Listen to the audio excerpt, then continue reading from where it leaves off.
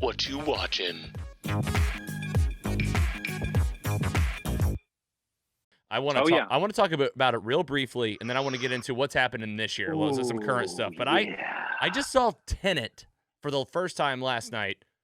I'm gonna Mm, give you my instant reaction. mm, I was mm, I was lost. mm. I really am good at. I mean, this is the whole podcast is about looking at movies, right? I Yeah. I don't know if I missed something in the first 15 minutes. I don't know if it was I just don't know if like I missed something in the first 3.5 hours, but what or the hell was going on? what was going on. And then, me and Carrie, my fiance, we do this thing where if she doesn't understand what's happening at the moment, we'll pause and she'll ask, or vice versa. And we stopped Yeah. like 2 hours in, and she paused and said, do you know what's going on? And I said, this is what I Yeah. think. You've seen it, right? Yes, saw it at the drive-in. This was my COVID, hey, summer movies are still alive. We can do this. Let's go to the drive-in. Was going to bring the RV to the drive-in. Skyview Drive-In in Belleville, Illinois. If you haven't went, it's fantastic. And sorry, Logan, I don't mean to be that guy. Yeah, I saw it at the drive-in. But opening day, yes, saw this, was so excited. Let me say, your confusion was only compounded in seeing it at the drive-in, where you can't hear anything. And now the drive-in, it comes over the radio and things. Never mind that Christopher Nolan's sound mixes are intentionally muddled. He's got the Bane filter all over this thing. And my conclusion, much to your, experience, is Christopher Nolan, you are a master. Thank you for the Dark Knight trilogy. Thank you for Memento, all this stuff that you've done. But you're only making movies for Christopher Nolan now, and there is something brilliant inside of here, and there is something, the craftsmanship of it. At some point, you just have to stop trying to follow and just experience the scenes.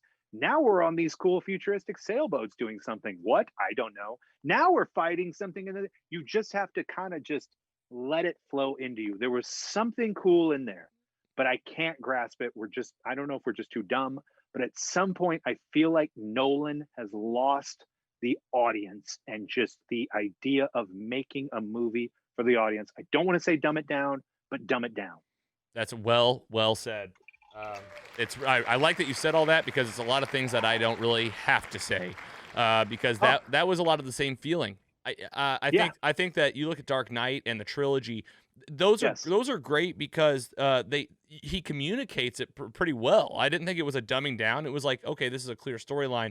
With Tenet, it almost felt like they found out this cool way of doing filming, right? This cool new effect of things moving backward in time. Well, we can do it on this much more larger scale. We can do it and make a new, it looks different than it did 10 years ago. Let's make a whole movie about it. That's what it felt like to me. And at a certain point, I did exactly what you said.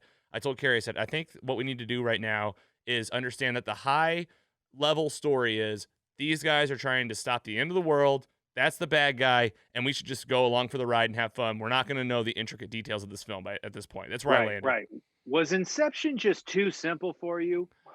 And there's Tenet. Exactly. My wife, Natalia, had to get on Wikipedia and during the drive home from the drive-thru, explain it to me. Did it make sense after your roadmap? Someone printed you out the map quest? Yes, it did. But you say there is no way I would have inferred, and forgive my dumbness, I would have inferred these things or gotten this visual information or understood what the hell was happening. When you have cliff notes for it, you can understand it and you can appreciate it a little bit more and respect it. But I think this is one, and the COVID situation didn't help. I appreciate them trying to get this into theaters and things like that. I just happen to be very excited about consumer choice. And I think there will be a certain section of the movies that maybe gets cut off, but that's the whatever giant AMC multiplex that's just cramming things. And I think we'll appreciate things. And absolutely, we're going to be going to movies. Logan, I mean, there's just certain movies, sounds like with the Marvel things, you're going to see Captain Marvel 2 in the theater. How will you not? Of course you will. If you had your choice. Yeah, I mean, I'm definitely craving those days again. I'm excited for all that. And wrapping up this Tenet movie, I want to say this to my fans, to the listeners, to the viewers. I feel like I've let you down because I've said it before on the show. The service that I bring, if there's any of this podcast, it's helping people figure this out. I'm telling you right now, I'm not the guy to help you with Tenet. I can tell you this. No one is. I'll tell you this. Things move backwards. There is time travel. I think that there was a big letdown with the big ending where basically Robert Pattinson and the guy, I don't know his name. John David Washington right there. They say actually out loud, like the big reveal. I don't know. Spoiler alert for the movie. But I told Carrie, I said, this is where I think it's going. It's going to be like Robert Pattinson always knew this guy, and it's a time travel thing. That's right. And guess what? I was right. But it wasn't, we didn't get to see that on screen. It was a conversation the two guys had, and then the movie ends. Look, order some Taco Bell, get really baked, and just style over substance, and just don't go in saying I'm going to know what's going on in this movie. It's like the old animation Fantastic Planet, like, and maybe we're being spoiled, right, by tight scripts and writing and things. There is an appreciation of it. I wouldn't say don't watch it, even, especially if you're a cinema fan and you're not tracking on Nolan. I don't know what to say. Like of course it's worth watching, but there are, it's definitely more soak it in, experience the craftsmanship of it over the through line of it, because good luck. Well, what we do on this show is a rating. Again, 4-point scale. I'm going to ask you to rate it. I'm going to go first, and here's the thing. I'm going to do exactly what Jeremy said. I'm going to be watching this thing again because I think I just need to watch it one more time. Even though I'm like dreading it, I really don't even know if I might not, but I'm going to give it a fresh rating now. Maybe we'll do another rating in the future. Using our 4-point scale, again, for me, and how we've set the stage here, really getting above that 3.0 is all about rewatchability.